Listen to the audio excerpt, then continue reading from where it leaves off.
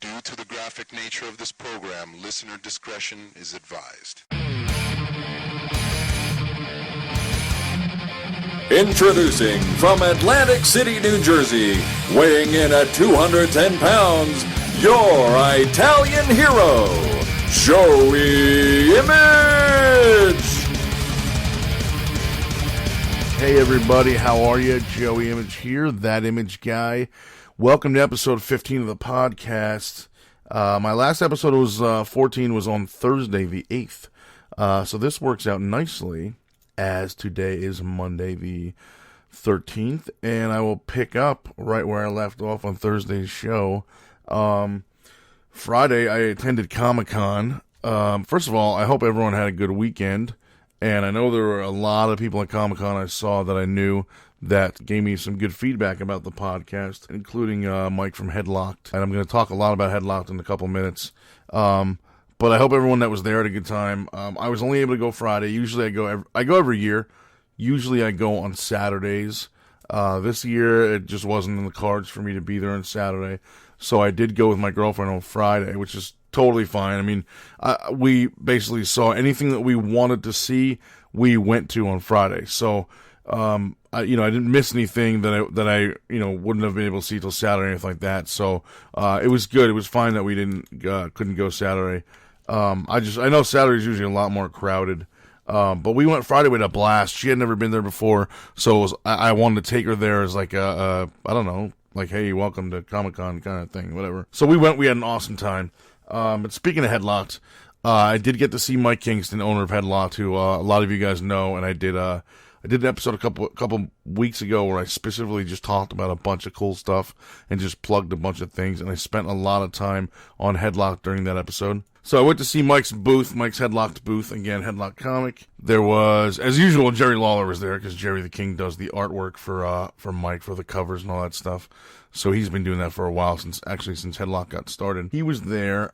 Shane Helms was there with his fiance. Jerry Lawler's girlfriend Lauren was there. Didn't get to meet her. She wasn't actually at the booth when we got there. He was by himself, just doing, signing. Not by himself, obviously. Mike Kingston and Shane were there. But Lauren was there at the time. But got to meet Shane's fiance finally, who I've heard a lot about but never actually met her. She was a real sweetheart. She treated my girlfriend and I very, very well. I've known Shane for a little while now. Shane Helms, Hurricane Helms, whatever you want to call him. Gregory Helms, Sugar Shane. I've known him for a little while now, so I've seen him before. So I saw him again, talked for a little bit, took a quick picture. Last time I saw him was,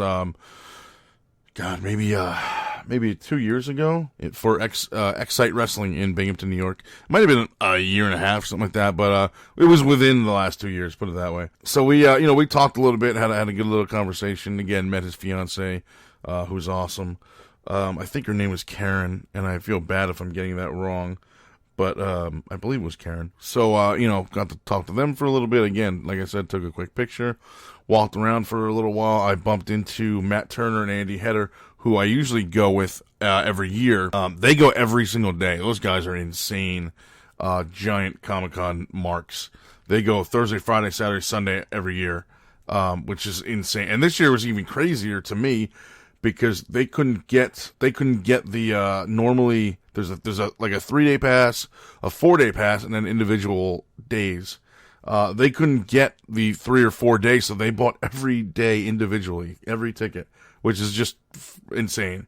I mean, that's a shitload of money. I just got the Fridays for myself and my girl, which I think were like $50 a piece, something like that. So we did that. Walked around again for a while, got to go to Artist Alley, got to check out a lot of the stands, got to check out some really new stuff coming out, actually.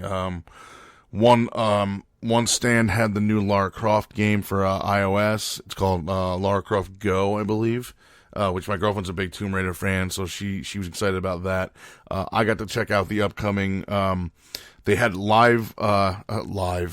they had actual props from the upcoming Warcraft movie, which comes out in June of 2016. So I got to hang out and check out that stuff. There was a big glass cases full of movie props, and it was a big Frostmourne sword. You Warcraft fans will know what that is. People could could hold and take pictures with. I didn't actually take pictures with the Frostmourne sword. There were so many people there. But when I got there, or I should say when I got to the section where the Frostmourne sword was, there were people taking pictures with it, of course, and there was this like short.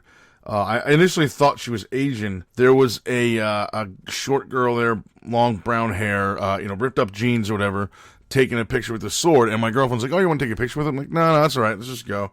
So we took off, and then I don't know, 10 or 15 minutes later, there was a tweet from Dave DeFranco who was like, "Hey, if you see Melanie Mack, take a picture." I go, "Okay, cool, I will." I didn't know who she was, so I looked her up and I saw the picture, and I go, because she had tweeted pictures of herself there as well, and long brownish hair and ripped up jeans. And I looked at the picture and I'm like, "Holy shit, that's the girl that was holding the sword like 10 minutes ago." So I actually did see her. She was right next to me in the Warcraft thing. She was ahead of me online for the sword pictures, which I didn't take. But had I been online, she was the person right in front of me, which I thought was kind of funny. But I didn't get to meet her. I didn't even know who she was. But after that, we walked around for a while, and I realized that Honky Tonk Man was there, which I only knew that because I went on Twitter and saw him tweet something about it. I didn't see anything on Facebook. I don't remember seeing him listed on the website for Comic-Con. I don't remember him at all, so or him being advertised at all, I should say. So when I saw on Twitter that he was there, I got excited because I know him. So me and my girl walked over to went around to find him. Again, Turner and Header were there, so they kind of directed me as to where Honky Tonk Man was. He was with Bushwhacker Luke, WWE Hall of Famer, who I had never met before. So we went over to see those guys, and Honky Tonk, to my surprise, recognized me and remembered me, which we had only worked together one time about a year and a half ago at the Bustin' for Autism. Actually, it's almost 2 years now. At the Bustin' for Autism convention in Houston, Texas. Also with Mike Kingston from Headlocked. So I was really surprised that Honky Tonk Man actually remembered me and knew, we talked about a little bit about the Houston event. So he kind of remembered some stuff we talked about, which I thought was really cool because he's Honky Tonk Man. He meets so many people a day. And again, with it being almost 2 years ago, he's probably met, 10,000 people since then at indie shows or other conventions or doing podcasts or whatever. So, it was really cool to me that he actually remembered me, remembered our conversations, knew who I was, knew what was going on at the time, blah, blah, blah, knew about my injuries and stuff. So it was cool that he remembered all that stuff. So we talked for a while. He told me him and Luke had just done, again, this was Friday, so him and Luke had just done a seminar at the training center that I was trained at, IWF, now it's in Nutley, New Jersey. At the time, it was West Patterson, New Jersey. And that's where I graduated from. And him and Luke had done a seminar Wednesday.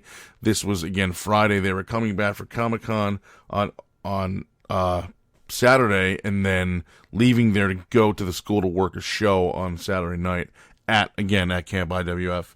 So it's really cool. I got to meet Luke finally. He was really, really awesome.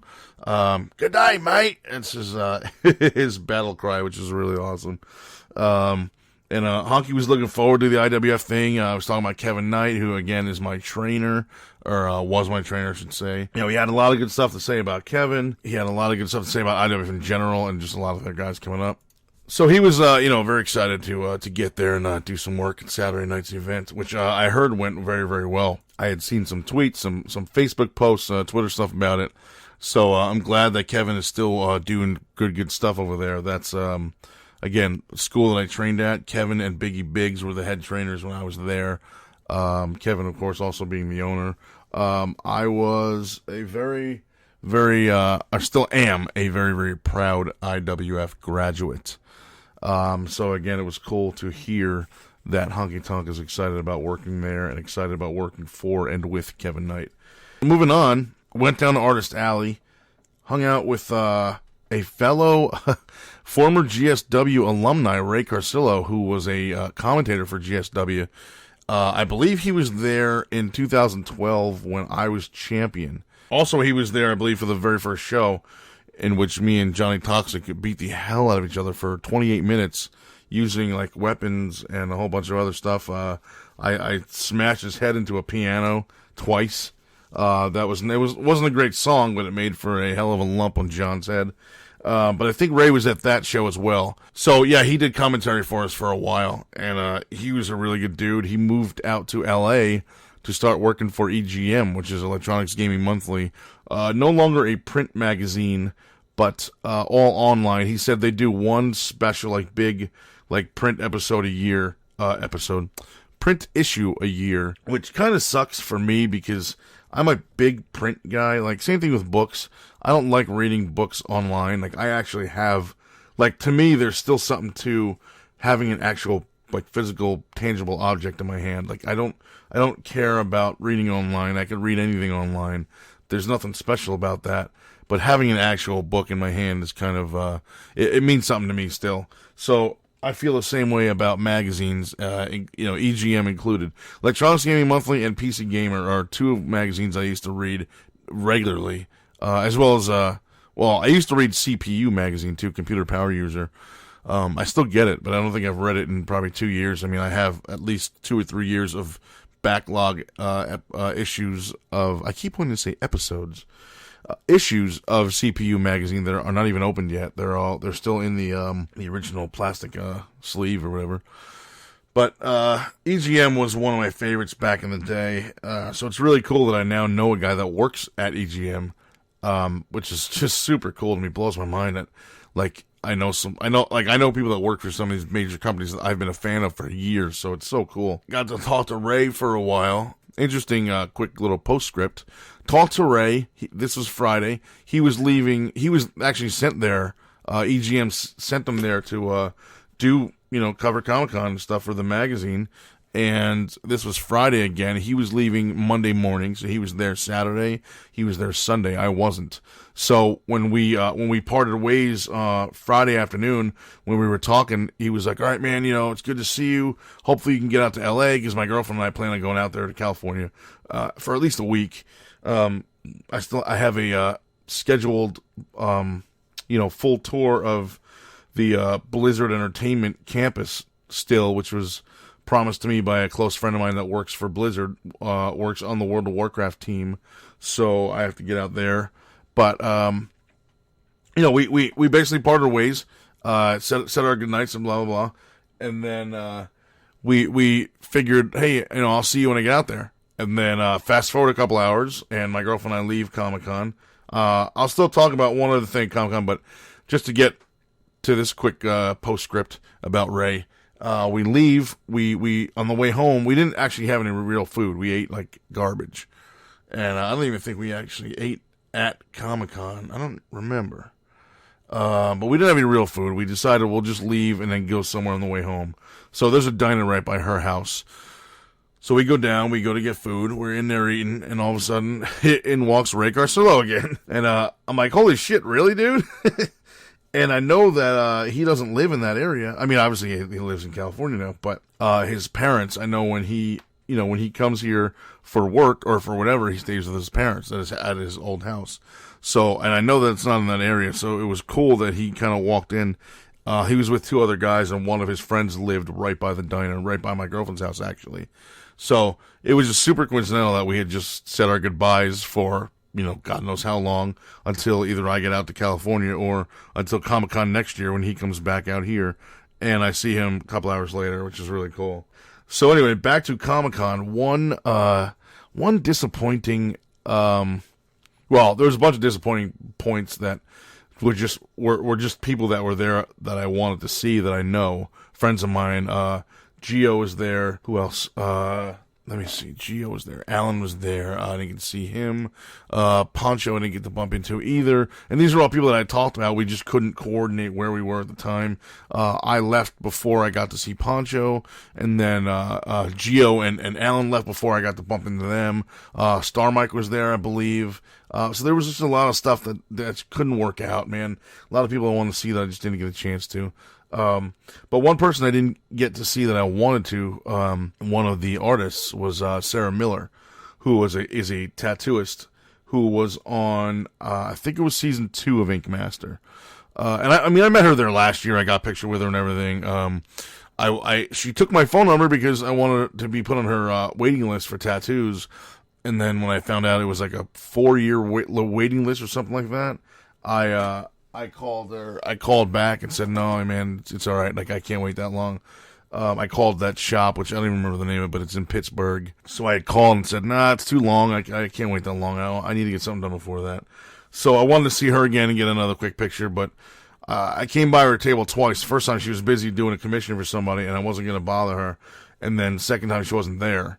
And that was, 5 or 10 minutes before the entire event actually closed for Friday. So I didn't want to stand around waiting. I was ready to get out of there. Actually, I shouldn't say that. It wasn't before it closed. It was before a panel. My girlfriend and I went to the Headlocked panel, which started at 8 o'clock. And Sarah Miller wasn't at her table at like 7:30, I think it was. So I didn't want to wait around. So we just left the Artist Alley area and went to where the panels were. Got to watch the Headlocked panel, which again, as I said earlier, I am very close friends with the owner, Mike Kingston of Headlocked, the owner and creator. So I was super proud of Mike and just the product and the project and the comic in general that he actually got this panel, was granted the panel, I should say. I know that he's been trying to get it approved for a couple of years now. I think he's been actually Headlocked, I think 3 or 4 years now they've had a panel there. So, or I'm sorry, not a panel, they've had a booth for like 3 or 4 years. So I thought it was awesome that they were finally granted this panel. It was Mike, Jill Thompson, another famous comic artist and a big wrestling fan, Shane Helms, Jerry Lawler, with Sam Roberts of Sirius XM doing the MCing. So it was really cool to see those guys and hear their stories, hear Mike's story. At one point, Jerry Lawler actually broke down to tears, telling a story about his father who has passed away now, but really cool stuff, super like touching stuff. And I don't know if that was filmed. I don't believe it was. If it was, I mean, definitely go out of your way to see it, but I don't think it was. That was Friday. I missed, there was a, I guess, I don't even know what to say, a filming session, I guess, or a filming segment. I don't know what to call it, but there was a segment, I guess I'll call it, filmed at the Headlocked booth on Sunday for WWE Network, which was done for Corey Graves' Culture Shock show. So I'm looking forward to that. I watch that Culture Shock show all the time. My only problem with that show is it's like 5 minutes or like 8 minutes long. Like, I mean, I've taken dumps longer than that, to be blunt. I've had matches longer than that. Who hasn't?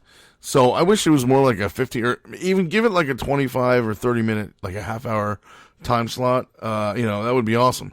But, I guess, especially something at Comic-Con. I mean, there's a lot more than like 8 minutes of footage you can get at Comic-Con. I mean, you could do a whole 2 or 3 hour documentary and everything like that.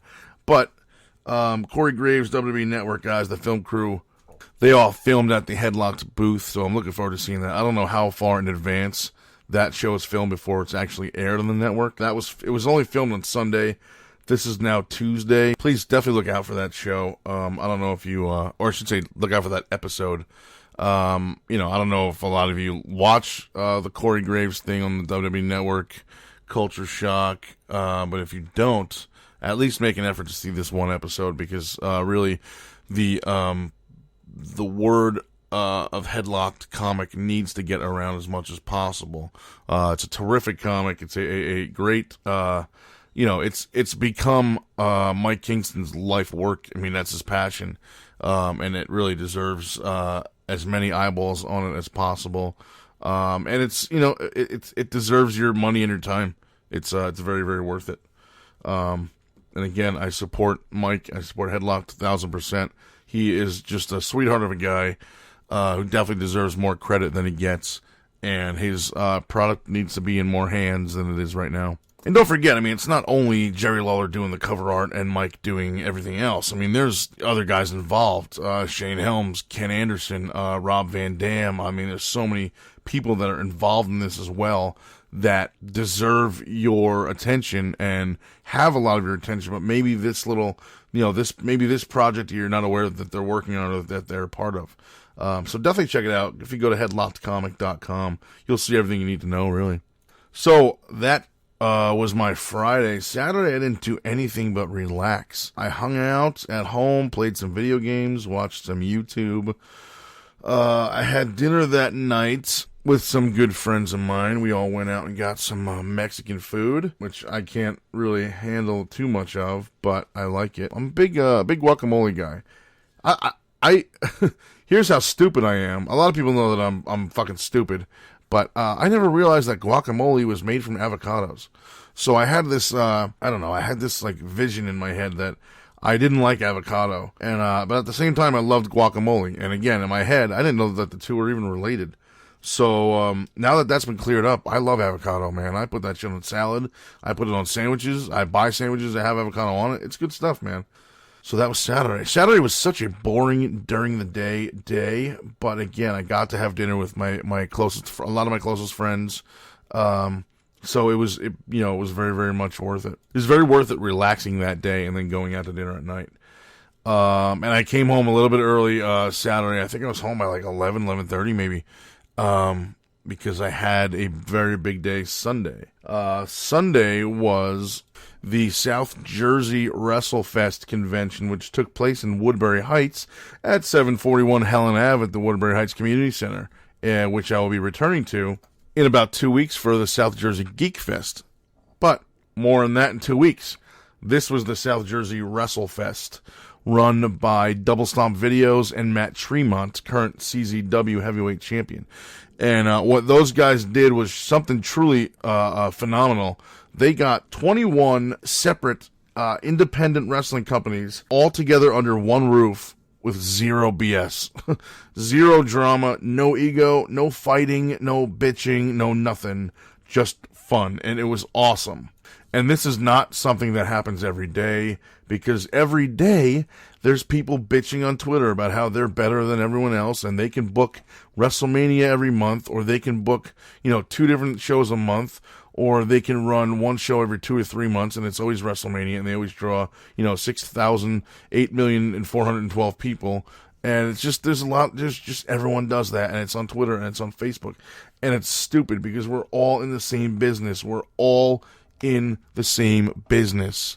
Okay, we all have the same goals. We all want to make money. We want to provide a product for fans. Okay, not a shit product. I understand that, but if I'm running one day and there's 3, or if I plan to run a show one day and there's already 3 other shows in my area running, I'm not going to run on the same day, because that's not going to make me look better. That's not going to say like, hey guys, come to my show instead of those 3 other ones. No, it's going to say, hey, there's already 3 shows running in this area. Cool, I'll run too, so we can split the audience and nobody makes any money. Stupid and selfish bullshit is what that is. And it happens too often. And it's, it's, there's not more than maybe 2 or 3 reasons why, 2 or 3 good reasons why, it's okay that I retired. And this is one of them. Putting up with stupid, territorial indie drama, which really shouldn't exist anyway, because we're all independents. There's no one of us that's better than the other. I understand some people may draw more, some people may draw less, but you know what? Any given show can draw 0, or any given show can draw 1 million people. It's different. It's personal preference. But when you're intentionally running shows against each other on the same dates, or whatever, it's just silly. And it doesn't make for fun for the fans, essentially. So that's why this event meant so much to me. And I had never met Matt Tremont before. Thankfully, I met this great man on Sunday. I got to talk to him a little bit. Myself and Cheyenne Ortiz, we do another podcast every week for Ace Pro Wrestling called the Studio One Podcast. So we got to have Matt Tremont, along with many other guys, including Raven Sandman, the Stro. So we got to have a lot of these guys, including, again, Matt Tremont, on our podcast to talk about this event. So this is a really special day it was a special day for wrestling fans, obviously, but it meant a lot to me as an independent wrestler. But anyway, getting to specifics, I got to actually meet a lot of people. I got to see a lot of people I haven't seen in a while, or I just haven't seen in a few days or whatever. But I was there with Ace, representing Ace Pro Wrestling, American Championship Entertainment, out of Wallington, New Jersey. So our crew And some of the 21 independent companies that were there. And let me just clarify one thing also. This wasn't just 21, companies that had like a wrestler at a table saying, "Hey, I'm Bill and I work for this company." No. This was 21 companies whose owners were there. All of these owners went to this convention. So it wasn't like you're just talking to like a guy that wrestles for them that happens to be there representing them wearing a t-shirt. No, this was the owners of all these companies sitting at a table. So if you wanted anything, if you wanted merchandise, or if you were a wrestler looking for bookings, or if you wanted to just be on like Ace's podcast or whatever, you just go up and you're talking to the guy. Like it wasn't like you're, all right, I'm the assistant, talk to me and I'll get the message to him. No. There's none of that plain telephone stuff where the message gets all distorted before it gets to the actual person that needs it. This was, you talk directly to the owners, and that was another really good thing about this. But anyway, so the Ace crew was myself, Cheyenne Ortiz, Anthony Ramirez, Shady Torres, referee Shady, El Profe was there, Frankie Fresh was there, TJ Marconi, Astro Morales, and, of course, the owner, Mike Morgan, and his wife. So we were all there all day long. We got there around 11:30, 12. We didn't leave until about midnight. But we got there super early in the morning. We hung out.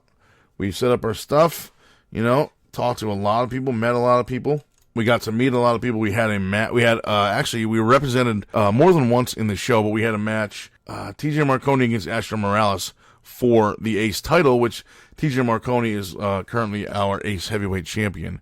He was victorious, so he did not lose his title. But we had that. We were the second match, and then later on in the night, we had a couple guys that represented Ace in the Battle Royal, which was the main event of the evening. So in the Battle Royal, there was everybody from every match. So every company was represented. We were represented by TJ Marconi, who had the greatest goddamn entrance ever. TJ came out with his shirt on, the Ace title, an Ace flyer for our upcoming Crossroads event on November 7th, featuring TJ Marconi versus Tommy Dreamer. And he came out with the poster stuck in the belt, so it was held up and prominently displayed. He had a couple of hats. Actually, he was wearing an Ace hat. He had a couple more hats in his hand. He had a couple of shirts in his hand. So he came out towing the company line, man. What a goddamn superstar he was. It was hilarious. And he didn't get in the ring for probably 5 minutes. He walked around. He was advertising the November 7th show, telling everybody when it was, what's going on. He's wrestling Tommy Dreamer for the title. Tommy Dreamer, of course, the challenger. Walked around, gave people hats, gave people shirts. He had a bunch of guys in the Battle Royal stop wrestling in the Rumble in the Battle Royal to sign the poster.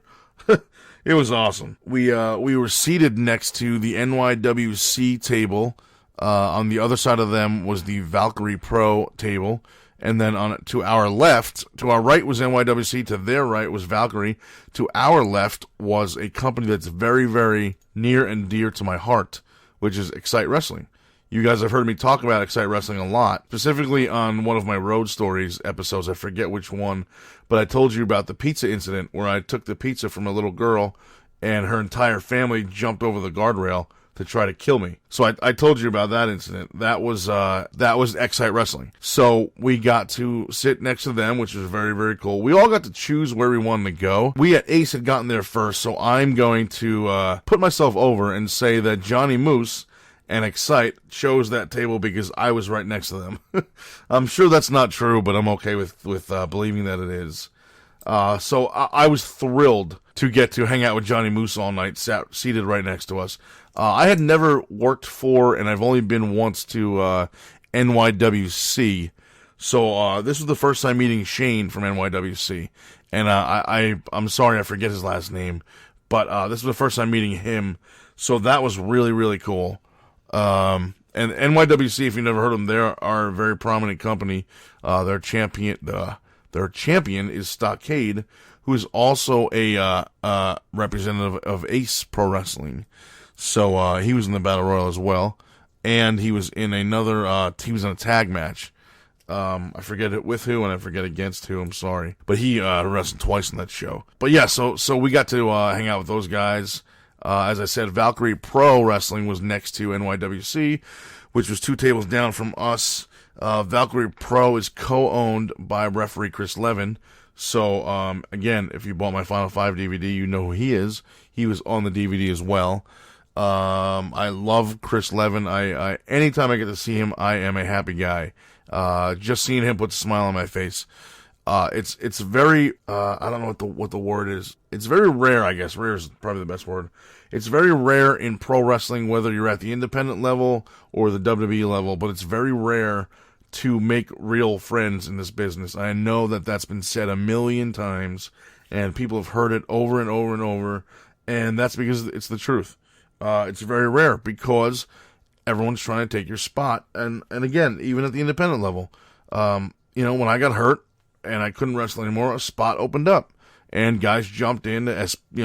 At GSW, a bunch of guys jumped in and took that spot, and then anywhere else I was supposed to work.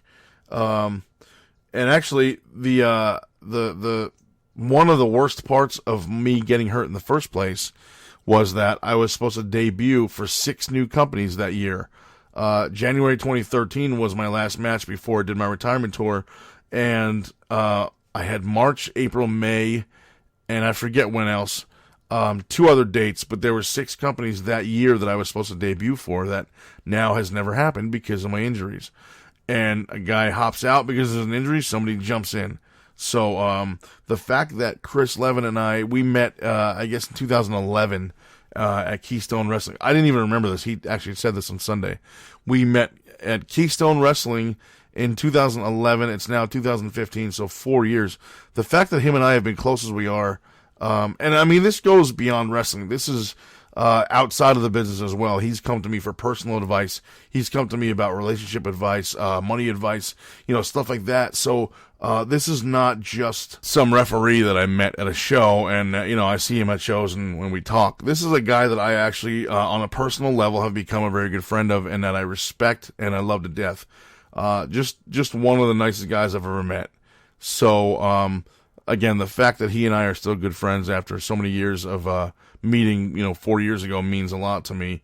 And the fact that it's in wrestling that this friendship started also means a lot. So anyway, I got to see him. I got to see his girlfriend, Bonesaw Jessie Brooks.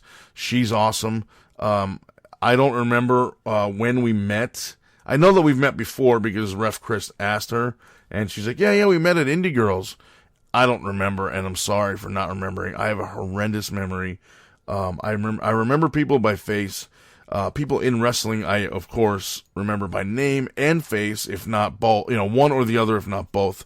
But I just don't remember when her and I actually met. But it was cool to see both of them hang out. And again, Matt Tremont, it was cool to finally meet him. I saw another guy. Oh my God, here's a story I didn't write in my notes that I just kind of remembered. I saw another guy named Jaden who used to be a manager. And he used to do an interview, like a TV show interview thing on I guess it was on cable access, but he filmed it in like a school, wherever school he was either going to at the time or working at or whatever. And I haven't seen him since. And this was, God, like probably, I think this may have been like 2005. So 10 years ago. And I remember because it was myself and Steve the Teacher. And we talked about Real Pro Wrestling Federation, RPWF. And at the time, I was talking about Justin Credible, and he was talking about Billy Gunn. So we wrestled those two guys on the same show in singles matches, but I think this was 2005 because that's when those matches took place. And I haven't seen Jaden since then. I never saw a copy of that tape. I never saw the interview, on TV or anything like that. So I don't even know what ever happened to that footage.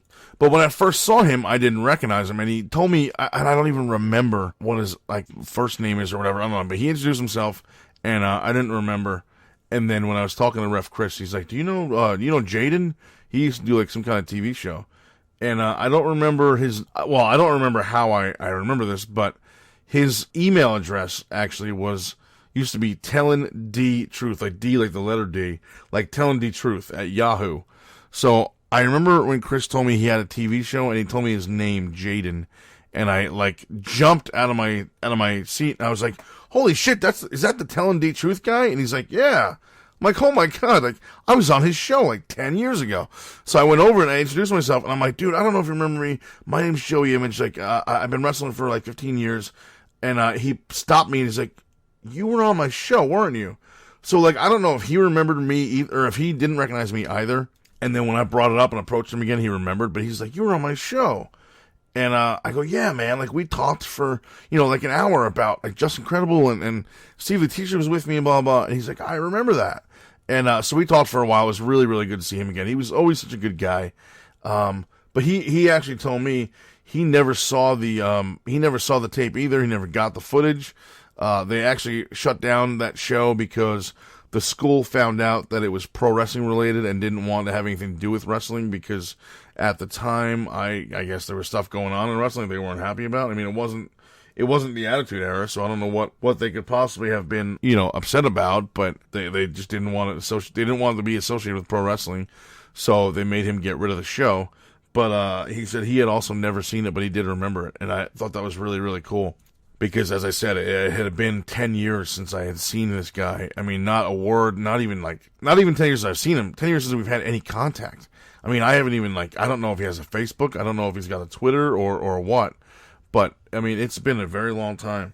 So, I thought it was really, really cool that he remembered me. Much like Honky Tonk Man on Friday, I didn't expect him to remember me either. I didn't expect Jaden to know who I was. We had spoken before, but we only met in person when we did that show. And then that's it. So it was very, very cool that he remembered me. But also got to see Mike Orlando there, who is a ace standout, terrific elite athlete. He calls himself. Again, got to hang out with the Excite guys. Got to meet Ms. New York, not Miss New York, but Ms. New York, Anna Teresa. She was awesome. She came up to our table, and we had her and Mike Orlando on the podcast at the same time, and she didn't say much. And she came up and introduced herself, and I said, "How you doing? My name's Joey Image." And she said, "Oh, I'm Anna." And I said, "You're Ms. New York?" And she said, "Yep." And I said, "Good. You know what? In case you're not aware, Anna backwards spells Anna." And she goes, "Okay, thanks." And she walked away. I just thought it was funny that she kind of no-sold my comment and just walked away. I at least I found it funny. So yeah, I got to see those guys. I got to see Joey Janela. Sandman was there, Raven, I got to see the Stro, who I mentioned earlier, Maestro from WCW. I haven't seen him in a while, but we talked for a long time. We also had him on the podcast. He's a great dude. Again, that's the Ace Pro Wrestling Studio 1 podcast, which we do every week. So we did that on Sunday, but that's going to be a special episode because we're still going to do our normal Wednesday night episode, which will be released Thursday, Friday. Let me see, who else was there, man? There was a host of people there. Pitbull Gary Wolf was there. New Jack was there. Dick Justice. Got to see Dick Justice, who I love. I haven't seen him in a long time. Dick Justice actually asked for a picture with me, which I thought was really cool. So I got to see him. Got to meet Pepper Parks, who did a very, very generous donation for Cherry Bomb, who broke her collarbone recently. So that was really cool to see. Let me see, what else was there? Man, there were so many people there. It was just amazing. Joe Gacy. Check this out. Joe Gacy was there. He brought a TV and a Nintendo 64 with him, and he had a WWF. What was the game? WWF No Mercy. He had a No Mercy tournament, which was so awesome. It was super cool. And I went up to him during it, and I was like, Joe, this is a brilliant, brilliant idea. And I wish there was some kind of video game setup or video game booth at every wrestling convention with this idea in mind, with a WWF N64 No Mercy tournament, which is just a cool ass idea. So anyway, so the Wrestlefest thing was a huge success. Great day. It was fun for everybody. I left there super late. I had gotten there. I had to pick up. I picked up Ref Shady. Again, Ace Pro Wrestling referee Chris Shady Torres, and I picked him up at the arena, the Ace Arena, around 10 a.m., and it's about a 2-hour drive down there, so we got there around 12, and then we left at midnight, which was a long time. Shady went back with Mike Morgan and the rest of the Ace crew because I had other stops to make while I was down there.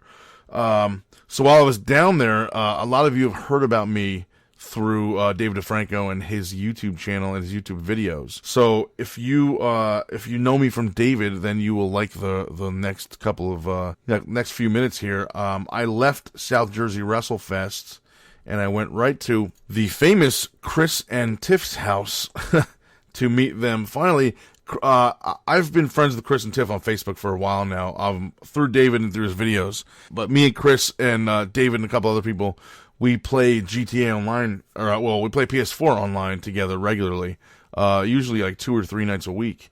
So I met Chris and his wife Tiffany through David.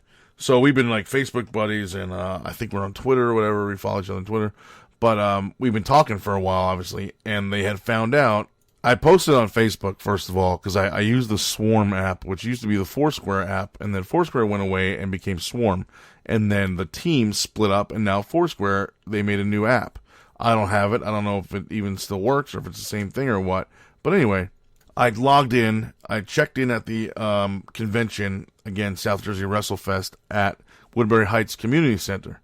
So it pops up on Facebook saying Joey Image at Woodbury Heights, blah, blah, blah. So on my phone, it popped up and said David DeFranco was nearby. And I was like, wow, that's kind of cool.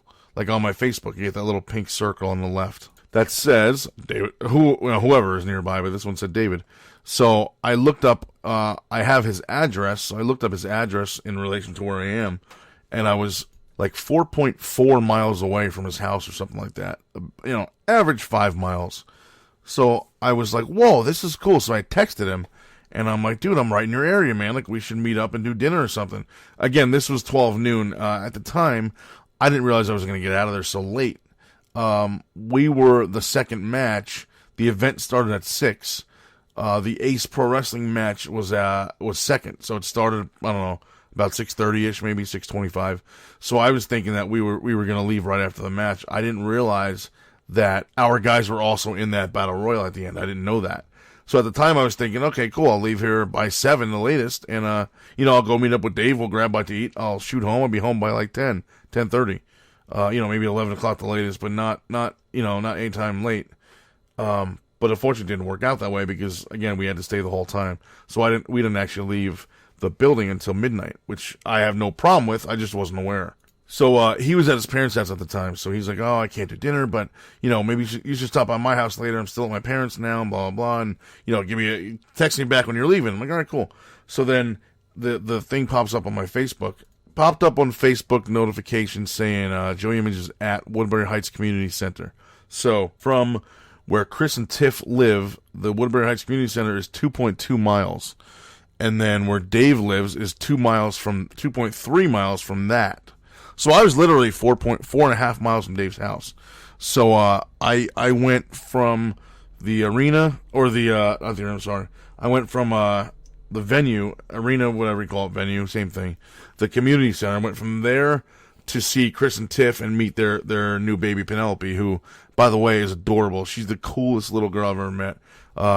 She was sitting there like staring at me like she had never seen a guy with a beard before. She would just sit there and stare. And she was asleep when I first got there. She was like in her little bassinet deal, like asleep. So when I sat down on the couch, I don't know if my big ass woke her up when I sat down and kind of shook the couch a little bit or whatever. But Tiff picked her up and she like saw me and just stared. And like, I don't know if it was good or bad. But like I said, she looked like she'd never seen a guy with like a beard like mine before. I don't know. But she was cool.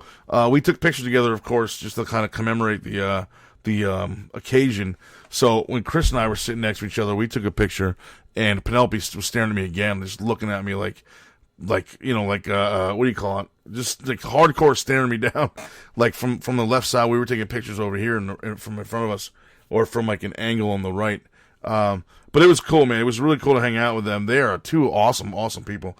I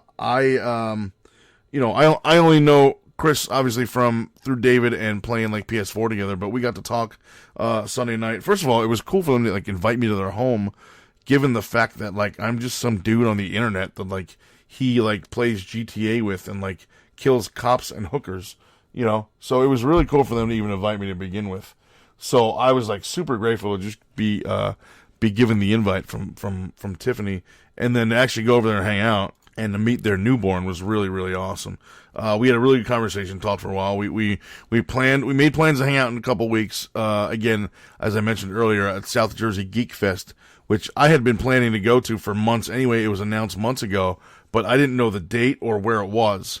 And when I went there Saturday and I was talking to David about dinner, he asked me if I was at GeekFest, and I guess he thought it was that day or something. But one of his texts said, "Are you at GeekFest?" And I was like, "No, that's not for another couple weeks." And I didn't realize that it was actually in the same building, which is why he was asking me that. So now that I had realized it, I know where I'm going in a couple weeks when GeekFest comes up. I kind of know the area a little bit better. I know there's like 2 Wawas and a 7-Eleven right by it too, so I'm going to be stopping there on the way down. But anyway, so I went to Chris and Tiff's, hung out with them, met the kid, met them. 2 of my quickly, or I should say they quickly shot to the top of my favorite people list. Especially their house, man. They have like cool, there's a giant, like, I don't know what you call it, like I guess an area rug. That's the Millennium Falcon. And then like Chris has got a big ass like Death Star Lego thing, like from the second movie where it was blown up. So it looks like it's half done, but that's because it's not supposed to be fully there. It's just really cool stuff. So I hung out with them for a little while, then I left. And like I said, I already had Dave's address, so I didn't really need to get it. So I just hit Google Maps and punched it in. And as I'm driving to David's house, I see a sign on the right side of the road, big white sign. It says Pro Wrestling Today with an arrow pointing at the building. So of course I go, whoa. So I stop, and I stop right in the middle of the street. Again, this was about a little bit after midnight. So I stop right in the middle of the street, and I just, flip a U-ey right there. I wasn't going to like look for a side street or a driveway and pull in and then back up. None of that. It was unnecessary. There was nobody around.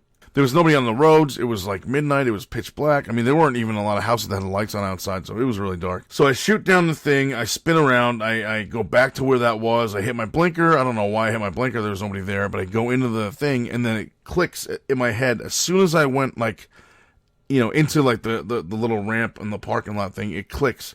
Holy shit, I'm in Paulsboro, New Jersey now, which is where the world famous Monster Factory is located, run by Danny Cage.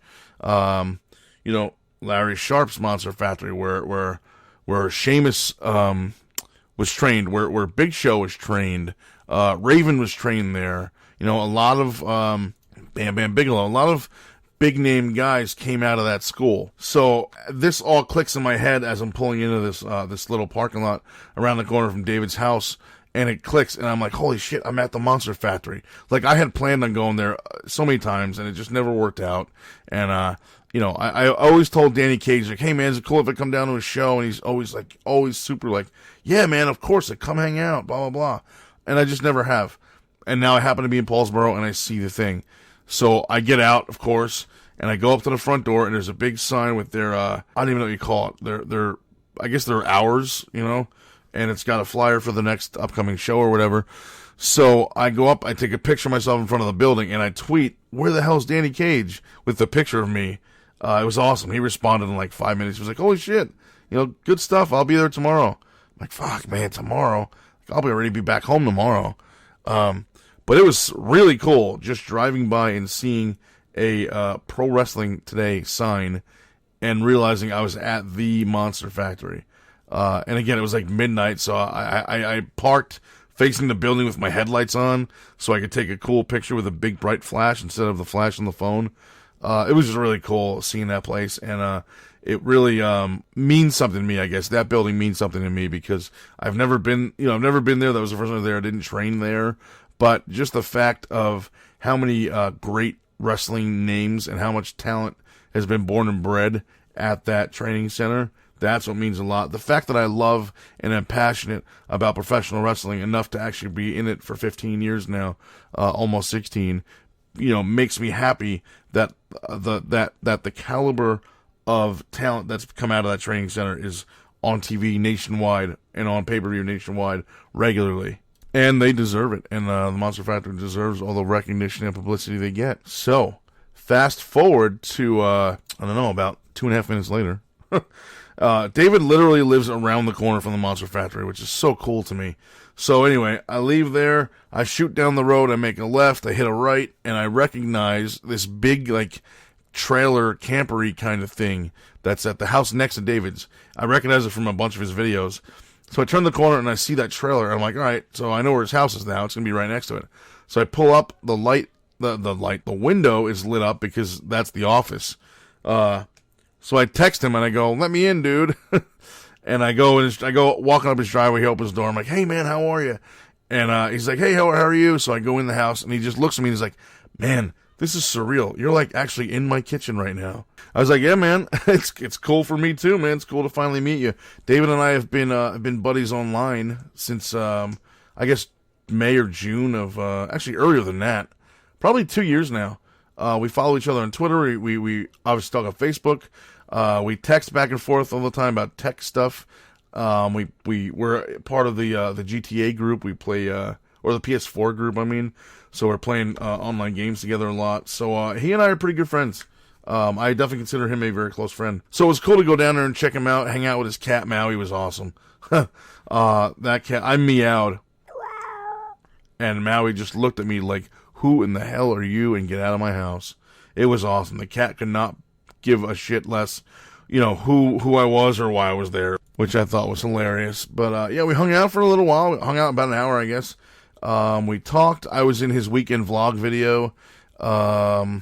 Took a couple pictures just to, again, commemorate the occasion. We talked a lot about tech, actually, because he was like asking me about stuff that I do on my phone and apps, and I was asking him about stuff, and I asked him to show me the Apple TV, which I've obviously seen and know what it is, but I've never actually used it. I've never even seen it in use. Like, I've never even watched a YouTube video of it. I don't know why. It's very similar to Roku, which I have now.